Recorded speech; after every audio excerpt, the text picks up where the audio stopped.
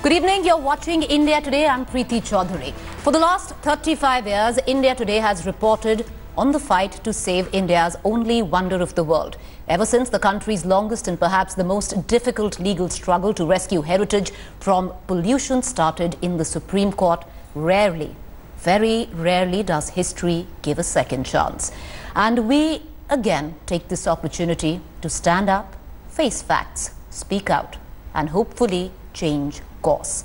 It is a moment of solidarity, not looking for blame, but for finding solutions, of putting aside the politics and embracing the hour.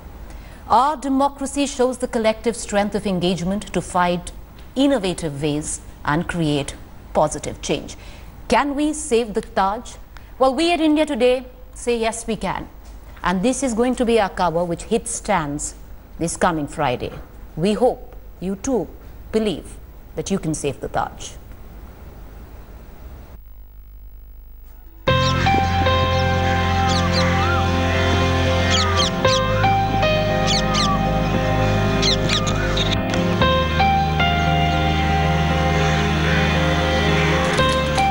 Demolish it, shut it down, or restore it now.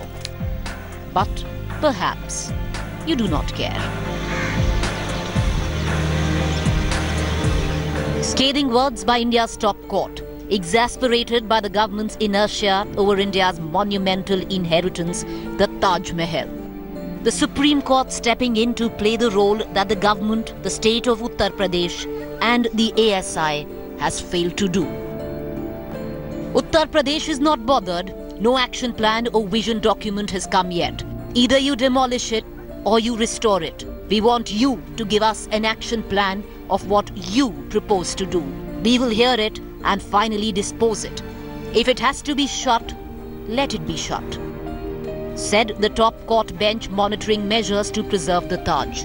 The apex court will now take up the matter on a daily basis from July 31st. That is the urgency it's showing.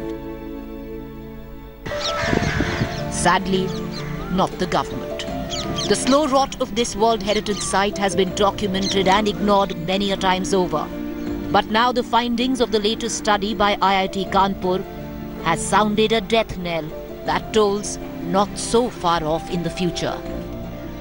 We could see that 50% discoloration is because dust particles and 50% is from soot and organic aerosols. A good part of that deposition, particulate deposition, is occurring because of the trash burning. Now the trash management, that is the solid waste management, is now here directly connected to air quality and the discoloration of Taj Mahal. So if we have a proper system for management of solid waste disposal, then we can cut down the discoloration by a significant amount. In addition to that, we need to take other measures. Danger signs are mounting on our only wonder of the world, the Taj Mahal. Carbon and dust are turning it brown. Insects are staining the marble green. Open trash burning belches out dark smoke. Its lifeline Yamuna has become an open drain, while the water levels essential for its foundation have been dangerously low for decades. Its green cover has all but disappeared. Diesel emissions, smoking vehicles are choking it. Crematoriums, as much as less than 50 feet away, have given it an ashy tinge. Over 50,000 footfalls a day, the Taj is groaning under bureaucratic inertia. Religious politics and no money to support itself. Are we going to get more than 4 crores a year in terms of restoration for the monument? Because all that Taj gets is 4 crores. It generates 50 crores. We are not short of funds. But that's all you give. It's not on the want of the funds that there is anything is being holded for that purpose. There is no shortage of funds. If there is any shortage, we'll borrow from my The truth is that the Taj is dying, and it's a death not as poetic or romantic as its birth. It's a death that would be brought on by abject neglect, apathy, and abandonment. For those of you who set eyes on this monument would know that it would be a death not befitting this monument. Now the silver lining. We are in a position today to possibly extend the life of this monument by decades, even a century, and then pass it on as a piece of our prized cultural heritage. Less than 4 crores given to the Taj every year for its upkeep. The government, under fire from the top court, has now been forced to come up with a 100-year vision document. The first of which will be making Agra a city relying only on biofuel. Yamuna और विशेष रूप से ताजमहल के संबंधों को लेकर सम्माननीय court ने जो चिंता जताई है, उसके बारे में आज माननीय मुख्यमंत्री उत्तर प्रदेश योगी जी, महेश शर्मा जी, हमारे एनवायरनमेंट मंत्री डॉक्टर हर्षवर्धन जी और हमारे राज्य मंत्री सत्यपाल सिंह जी और सभी संबंधित अधिकारियों का काफ़ी डिटेल में हमारी चर्चा हुई है और हम सब लोग मिलकर न्यायालय के निर्णय का सम्मान भी करते हैं और इस संबंध में काफ़ी बड़े प्रमाण पर अलग अलग डिपार्टमेंट की ओर से काफ़ी कार्रवाई भी हुई है. It remains to be seen if this vision documented on paper will be executed. Because till now, the BJP, the UP Chief Minister Yogi Adityanath have had a love-hate relationship with this iconic World Heritage UNESCO monument, always caught in the politics of the Taj Mahal. While the 17th century mausoleum continues to weather a city that is the 8th most polluted city in the world, where even the ASI admits some of the conservation plans are harebrained. One such of embalming the Taj with a mud pack to whiten its marble will only lead in the long run to strip the marble. The country needs to get over its Taj white obsession if conservation is on agenda. Popular kind of vibe about Taj Mahal, which has, it's a whiteness, about its whiteness, and many Shair have, poets have also mentioned that eulogize Taj Mahal as white. White, yes. Yeah. So, but when we go closer and look, Taj Mahal is made up of small pieces of a stone, which emanate different hues actually. Ask yourself, the Taj has been around for the last 12 generations. Will it hold for the next 12? Or will this eternal teardrop suspended on the cheek of time fade away into yet another sepia-tinted relic, a priceless inheritance we squandered away? With Ayushi Jindal, Preeti Chaudhary in Agra for India Today.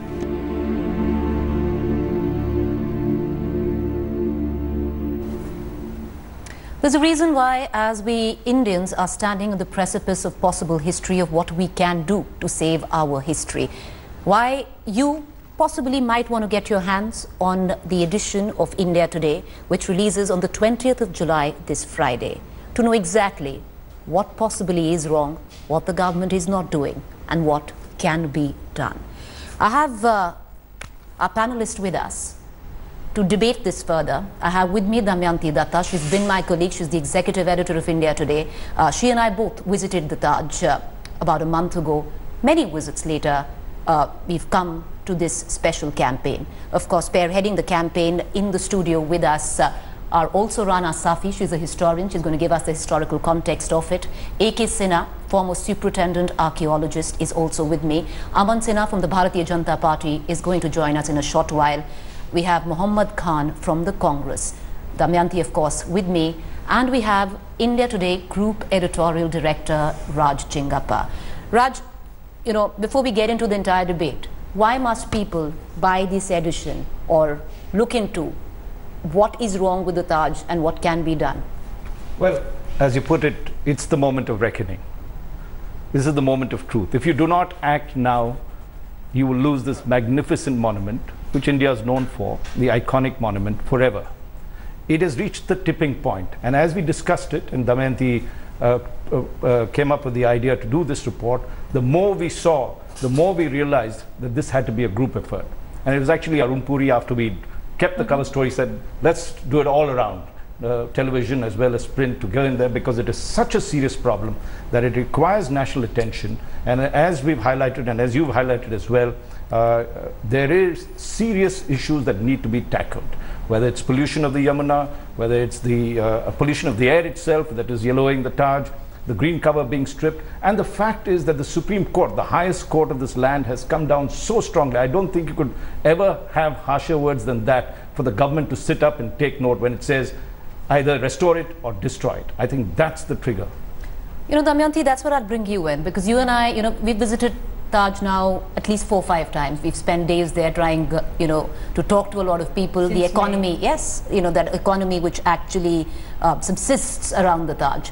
But having said that, away from the government, away from the state of Uttar Pradesh, it seems the only parent that the Taj Mahal has today is the Supreme Court. Let's just look at the scathing observations. The possible reason why that press conference of Mr. Gadkari took place yesterday, giving out a 100-year vision of the Taj, is been egged on by the Supreme Court.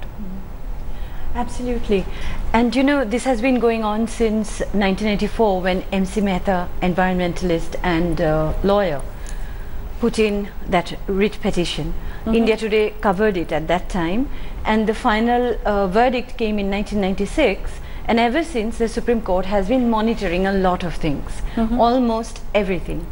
But it is from last year that MC Mehta once again brought to the court's attention that things are really not working there. And the minarets are tilting, there are cracks, and Yamuna is in a terrible state, and nobody knows what is going to happen to the foundation, because there has been no geotechnical study of the foundation. You know, we're going to get into that. We're going to break it down for our viewers over the course of the next 1 hour on exactly what is threatening, or what is rather killing the Taj. But we'll ask our producers to pull out those graphics of what the Supreme Court has observed, because there's a reason why we need to talk about the Supreme Court, because possibly, Damayanti, you and I went to do this study, you know, to report on this, primarily, you know, why India Today is going to carry this as a campaign. A lot of it has come from the Supreme Court. Because if the Supreme Court wasn't there constantly reminding the government, constantly taking on the Uttar Pradesh Chief Minister of doing absolutely nothing, it would have never quite happened. You know, and you know, I'd let you in, Rana, on this, because let's just look at the sum of you know, the notings of the Supreme Court. How can it get worse than somebody, you know, than the Supreme Court actually telling the government, perhaps you don't care? You know, shut it down, but you don't care. It seems like we can say all we want, but you don't care. This is very unfortunate, actually, that the Taj, as you said, the only parent that it has is the Supreme Court. And as Damayanti was observing about the Yamuna and the pollution and the foundation. Now, one thing that very few people know is the reason why the Taj was built on this in this particular location, although Taj Mahal died in Burhanpur, which is quite far away. But she was brought here because the structure was very heavy, and the foundation of the Taj Mahal is on wood. It's augured piles inside wells, and for that the water is needed. And as we all know, rivers meander. This is the only place in the Yamuna where it's on a sharp bed which would never meander, and these people had done their study, and they knew that this is where the only place where we can build this kind of structure where water will always be available to us. Now the Yamuna is drying up. Apart from the pollution, let's talk of the that is aesthetics. Let's talk of the structure itself. The Yamuna is drying up. It's choked. As a child, we used to stay when I was in my teens. I think I was 15 or 16. My father was posted in Agra, and we lived very close to the Taj Mahal. And evening walks would be inside the Taj Mahal. I remember we would even go boating. Now, of course, boating has been stopped, but those are for security reasons. But also, there is no river to boat on. So that's the second thing. Story, that it's all full of weeds, and even the police patrol boat finds it difficult to not just weed. You know, and I think we need to be honest. It's full of shit. That's what it is. It's fecal waste. It's 11 STPs draining the filth of this 8th most polluted city in the world into the Yamuna there, which I believe is not even there, because whoever we spoke to, Damayanti, always turned around and said that this is not a Yamuna, it's a Nala. And even cadavers and carcasses of animals. Yes. Unbelievable. So that is the our first this thing should be on saving the Yamuna, because only when otherwise this thing foundation we're going to talk, and I'll bring in Sir as well, because he's been from the ASI, and we're going to talk a little deeper on this in the next 10 minutes. But you know, I want to bring in Aman Sinha. He's the spokesperson of the BJP, and what's also nice to have him is because he's also been observing, because he's a noted lawyer, observing what's been going on in the courts. And Aman Sinha, I just want to take you through some figures, and possibly our producers can pull out what the state government, which is Bharatiya Janata Party, or the central government, which is Bharatiya Janata Party, has not done to save one of India's most prized inheritance pieces. I'll give you just one example, Aman Sinha, and that is the fact that the Taj, and correct me if I'm wrong, generates 50 crores a year. It gets less than 4 crores for its upkeep. Second, and humor me another example. It wasn't even part of the Uttar Pradesh brochure when it talked about tourism. You talked about everything else. You talked about Ayodhya. You didn't even name the Taj. Of course, later on it was cited as an error. God alone knows that how can somebody skip Taj when it is on the national tourist, internationally it's on the itinerary where tourism is concerned. Where the Supreme Court actually says that the Eiffel Tower looks like a telecom tower, yet it's when Paris comes into question, the foreign exchange it generates is just at a different level. What can you do with the Taj? Why has the BJP government constantly failed this monument?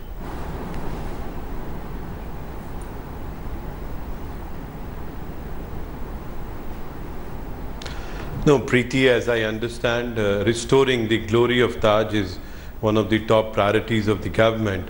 And there are large number of measures which have been taken by the government. Obviously, it's a challenge. It's a old heritage monument. Taj is a matter of pride for entire country. And in fact, I compliment the campaign started by India Today and Mr. Arun Puri in particular for restoring the old glory and heritage of Taj Mahal, because it is a matter of pride for all India and Indians. Now, as far as government is concerned, obviously, these issues with respect to pollution, etc., whether it is water pollution, air pollution or noise pollution, Preeti, you also understand they build up over years. These are legacy issues. The government is trying to tackle this. As one of your panelists was just pointing out, water pollution, pollution in river Yamuna, that is one of the big challenges there. I believe a fund of about 4,000 crore has already been allocated for the purposes of cleaning the Yamuna and the river bank along the Taj Mahal. I don't want to interrupt you, 36 but projects. I'd like to come in. You know, the 4,000 crores that you're talking about for the Yamuna, those 380 projects were announced yesterday by Mr. Nitin Gadkari. And the reason why they've been announced yesterday, Aman Sinha, you and I both know better, because come the 31st of July, the Supreme Court is beginning daily hearings on this. And the fact that in the last hearing, the Supreme Court told the government categorically that your UP Chief Minister, he's been asked in 12 hearings to come up with a vision document. The Uttar Pradesh government has completely ignored that. I'm playing out graphics, Aman Sinha. You say it's a prized possession. It's India's inheritance. At the same time, you have your Chief Minister level colleagues who turn around and say that it was rightfully left out of the brochure. It is not Taj, it's Taj Mahal. It's not beautiful. Come, Aman Sinha, can you hear me? May I respond, yes, Preeti? Please. Yes. Yes, I can hear you, Preeti.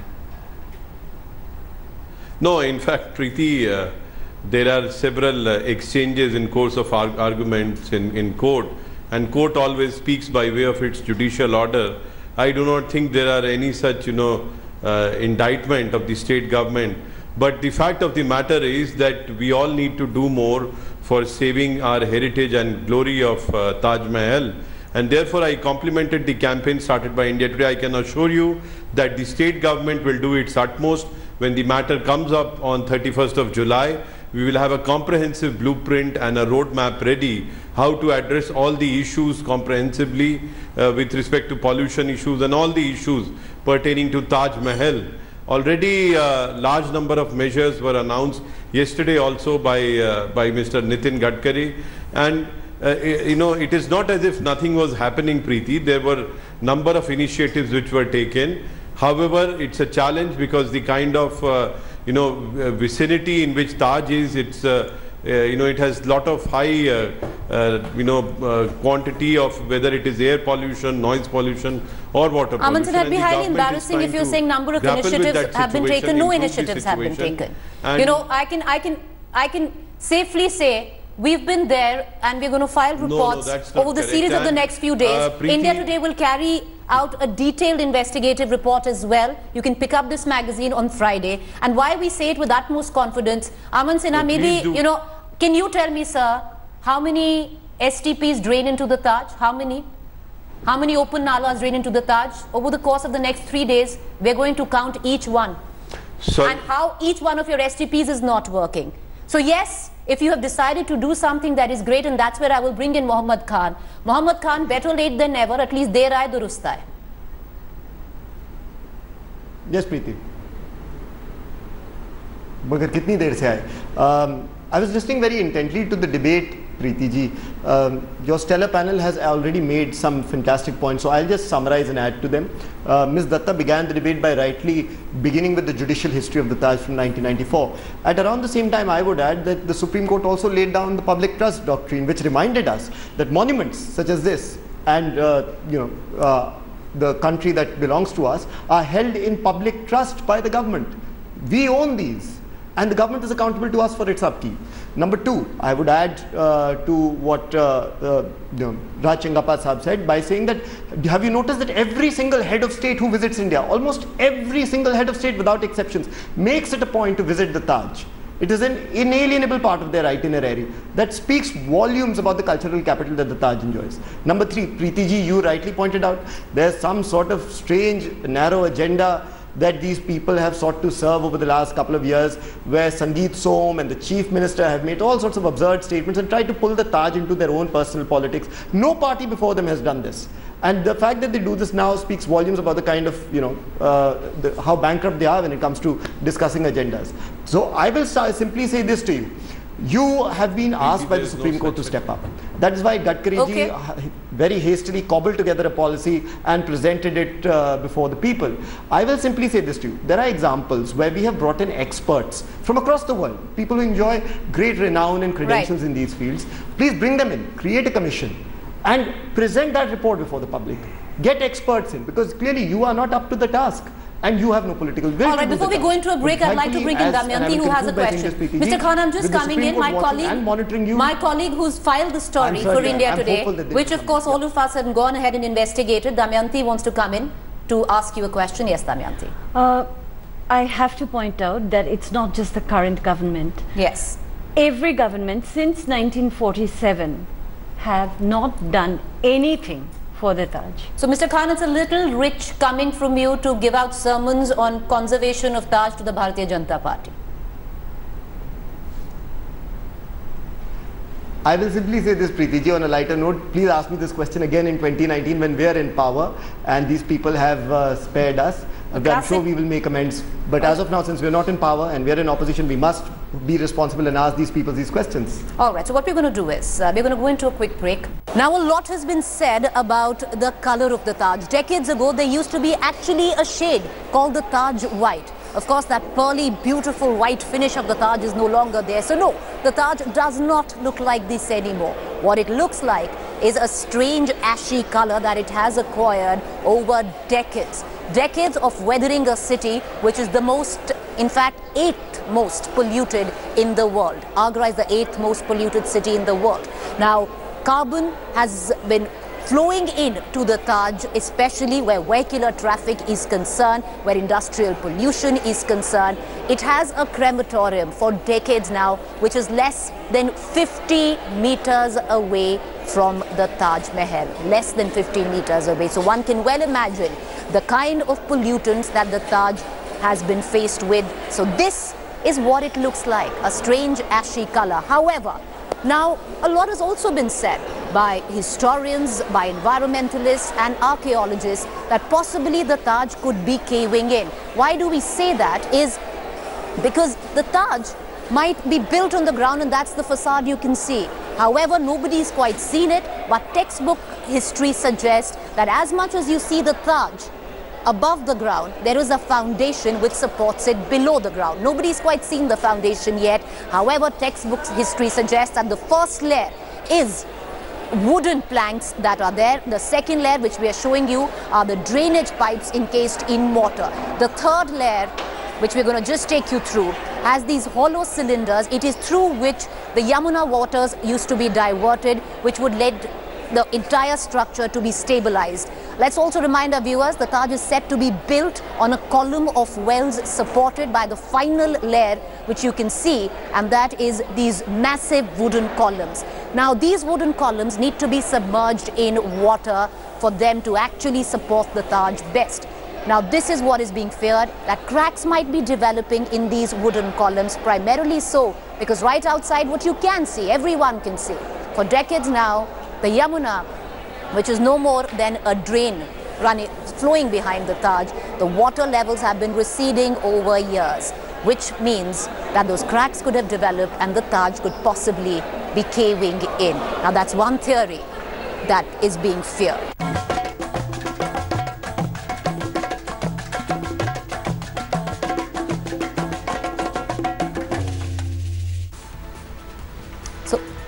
So all the pretty pictures that you saw right there after those graphics, well, this is not what the Taj looks like actually. For most of us, this is what the Taj actually looks like. And this is the cover of the India Today magazine that hit stand on Friday.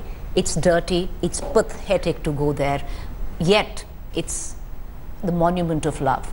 Yet our government has no love for this monument. I want to connect right now. We have in the studio with us Rana Safi, she's a historian. We have A.K. Sinha, former superintending archaeologist, Archaeological Survey of India. Aman Sinha, spokesperson of the Bharatiya Janata Party. Muhammad Khan from the Congress. My colleague Damayanti Datta, who's investigated, done the story, you can read the entire story on the Friday of this week, that is 20th of July. We also have our group editorial director, Raj Chingappa. I want to come to the ASI expert right now, who's in the studio with me, Mr. A.K. Sinha. Mr. A.K. Sinha, as much as the Supreme Court has come down on the government, it's also come down to the custodian of the Taj Mahal, that is the ASI. Well, I don't know in what context, because I have read the Supreme Court direction issued. Well, obliquely they have remarked on ASI's competence and the way the things are being handled. But direct acquisition is on the district administration, the pollution control authorities. Why do you think that the ASI is not directly responsible for the degradation that this monument is seeing? Because there is no major issue pertaining to the monument, which is, causing some alarm bell. See very the loud. Things, They're ringing right there. I tell you, see, if you go inside the Taj Mahal, barring is an old monument, 300 plus years monument, and it's an old monument, requires day-to-day maintenance. Every day, there is some work or the other. It goes on. Right. Throughout the year, 360 days. Yes. People work, and ASI is trying its best, despite the fact that huge number of people visit the monument every day. Despite that, we are doing our best. What do you suggest? And what's going wrong, and what do you suggest? I suggest, to correct the wrong.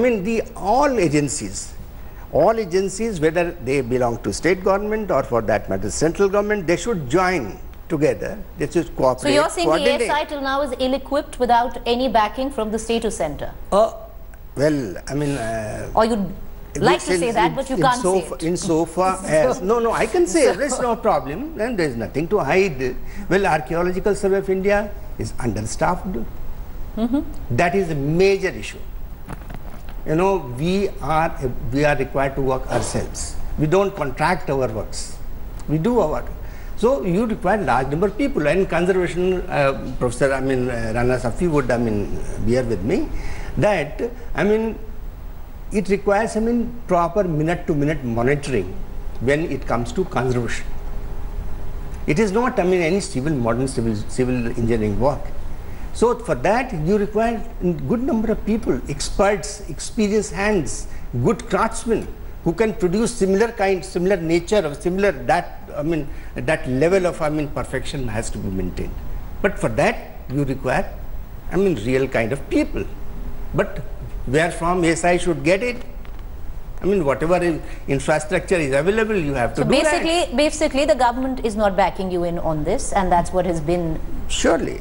All right, that's been the story, and I believe Aman Sinha needs to leave, and I want to quickly come into, to get a comment from Aman Sinha from the Bharatiya Janata Party. Aman Sinha, I hope including you and all our panelists here would believe all it takes is intent.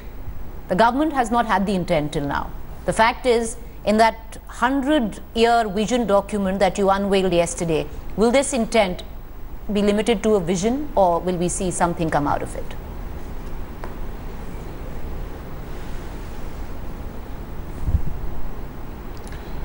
We will deliver on the vision document and what we envisage, the roadmap which is ahead, and therefore Preeti efforts are on at war footing to ensure that the old glory of Taj Mahal don't say war footing. Don't use these cliches, because there we are are several challenges as you enunciated, and several let's at least accept we failed the monument. Maybe now we'll pull up our socks. Let's not say. So why are you let's getting not use words agitated? like. There is 4,000 crore which has been allocated. There are 36 so the war has only been begun. So the war began last night. Number of initiatives. Before that, there has been an abject sense of inertia. Interministerial committee which is looking into this. All this happened yesterday, Aman Sinha. If this show would have happened at 6 p.m. yesterday, what would you have said? Selectively, you question the governments which were there in the past. It is not for BJP to answer. For vast number of years, this was responsibility of the central and the state governments in the past, which was ruled by the Congress party. If you've invented a time machine, then let's not. Okay, no, let Aman Sinha complete. I'll come to you, Mr. Policies and the flawed administration which existed at that time. We are trying to correct the picture. And now, Preeti, if I may take your leave, because I have to reach somewhere. We appreciate you joining us. I may take your leave, but I can only assure you that the government is doing its utmost to ensure that the heritage and the glory of Taj is restored, and we are taking up all the challenges and trying to overcome them, and I'm sure we'll be able to satisfy Supreme Court also on that account. Well, let's just hope and I compliment your campaign for restoring the glory of Taj. Thank you. We appreciate it. Pick up a magazine this Friday. Maybe you'd get a few ideas. Thank you. Thank you for joining us. Appreciate it. Yes, Mohammad Khan, you wanted to come in. Yes, I wanted to say something. In Delhi, we have something called the Bhurelal Committee. It was established, I think, in the mid-90s by the Supreme Court. It is headed by a retired bureaucrat. It enjoys overarching powers and can give directions which it believes are in the best interest of Delhi's environmental health. Examples include the CNG, the ceiling drives, building in the Vasant Kunj, Vasant Vihar areas, and so on and so forth. It has proven to be a very credible body because it is not political. It is free from political compulsions. Perhaps the time has come to establish such a body for the Taj, because I believe the BJP leaders are too easily seduced. And perhaps sitting in opposition gives you that leeway to suggest this. Political ambitions. And Aman Sinha Sahab, well, yes, absolutely. We would be a very flimsy opposition if we weren't questioning the government. We would be a flimsy opposition if we were not providing alternatives. And the fact is, it is the government in power with its vast resources and the manpower at its disposal that has to implement them. But because they're a talent deficit government which prioritizes elections over governance, this is where we stand. And you showed exceptional talent for the 60 years that you had. You were the custodians of the Taj. Because that really, I wouldn't be peddling that. That wouldn't be my best advertisement. No. But I'd like to bring in Mr. Chingappa on this. Mr. Chingappa, it's all well and good. And Ms. Datta would also tell you, there have been several steps that have been taken. But it is the responsibility of governments who are in power to take that work forward.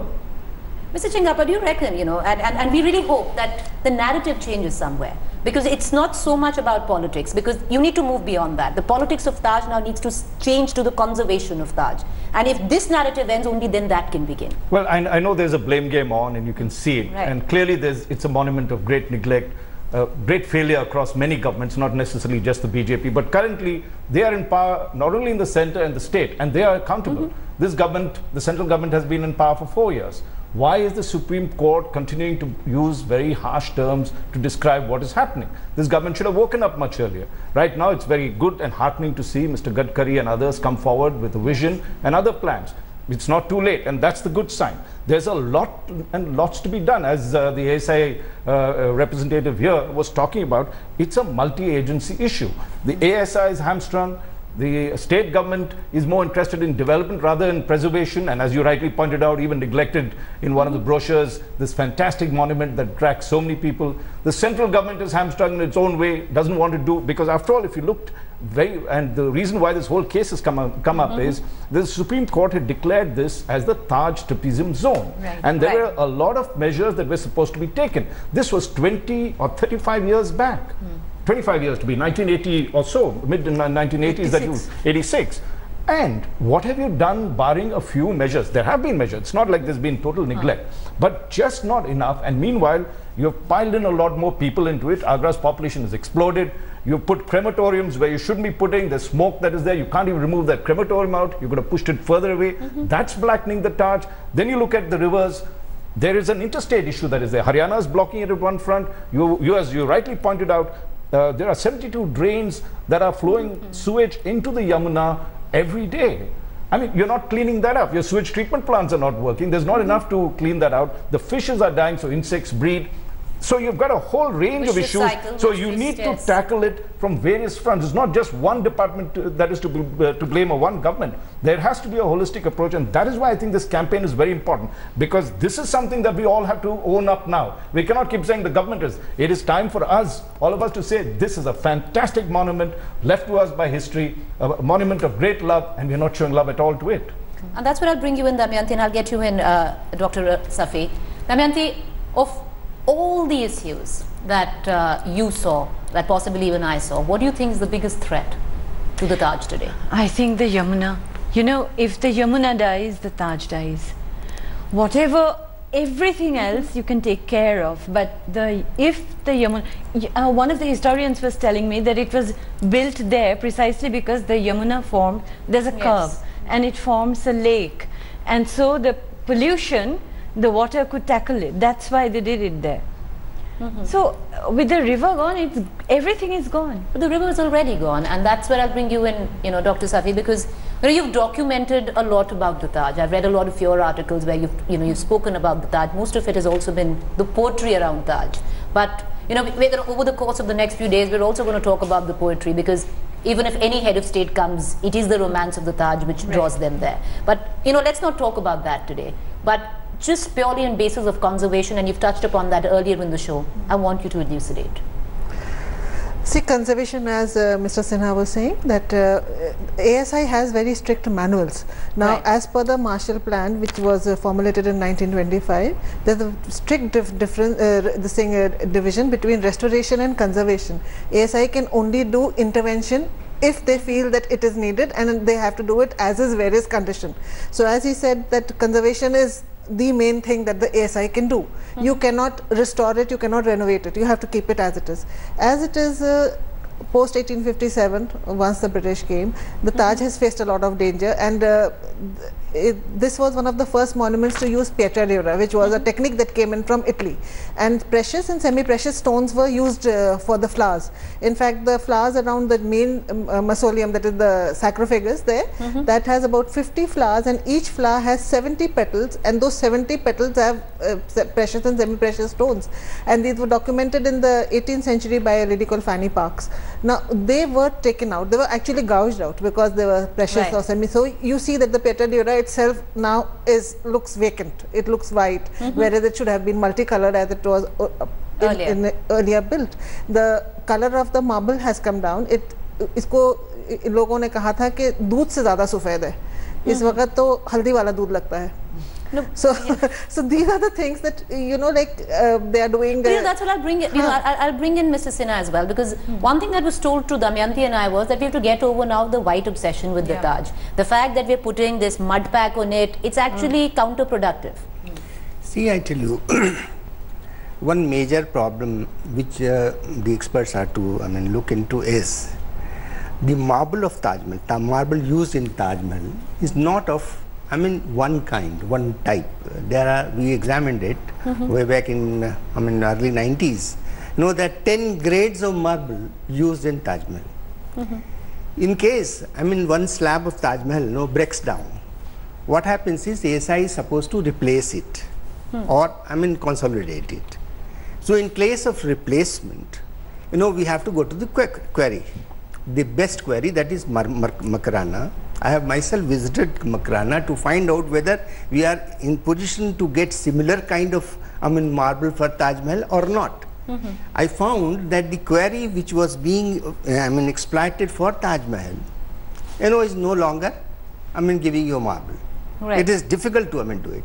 There is no other quarry in Makrana, even operational as on date, which can provide you similar grade of marble which was originally used.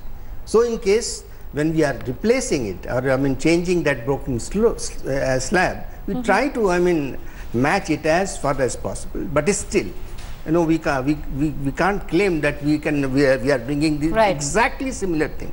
So that aspect, the kind of material, the material quality of material. Taj Mahal was built by an emperor. We're going to now. What we're going to do is was built by an emperor. True. Yes, was built by an emperor. Anyway, but we hope we can take care of it, primarily to pass it on, because it was passed on to us. It was a part of our inheritance, and hopefully we can do the same. Over the course of the next 4 days, we've only touched about a few things: the politics of Taj, what is killing the Taj, the environmental hazard. We've just touched upon it on this show. Every day we're going to be delving deeper into what threatens this monument. I want to, get you in for the final word, Raj. So this magazine, which comes out on Friday once again, that is where the India Today edition on Save the Taj, our campaign, hits stands. Do pick it up, because there's a lot that possibly you would want to know about the Taj Mahal that you quite don't. Raj, you want to come in? Absolutely. I think this is an issue that all of us have to get into. As I said, you can keep finger pointing and you'll never end up anywhere. You'll end up losing the Taj. This is the time for concrete action. The citizen should come in a big way. The government should come in a big way. And we can still save this magnificent monument that we should all own up to. And that's what we're going to, our intent here on India Today, the India Today group, is to possibly enable this citizen-government partnership that can save the Taj, actually save it, move beyond paper, move beyond these campaigns that you keep building, make something happen. Because as this medieval edifice meets modernity, new signs of danger are mounting. We can see that. A raft of new research suggests that the source and type of problems or their solutions have changed dramatically over the years. For our generation, this is an appointment with history, as Raj was pointing out. If we seize it, we can pass it to the next generation with just a little bit of ourselves attached to it. India Today will feature each aspect of the new challenges in the upcoming issue as well. Also on India Today TV, join our campaign. Send in your ideas. What can be done to restore our most precious inheritance? The Taj has been with us for the last 12 generations. Think about it, if we can pass it to the next 12. Thank you for joining us. Thanks for watching the video. For more such news and updates, please like, share and subscribe to India Today. Also check out our other great videos from our channel. We know you would love to.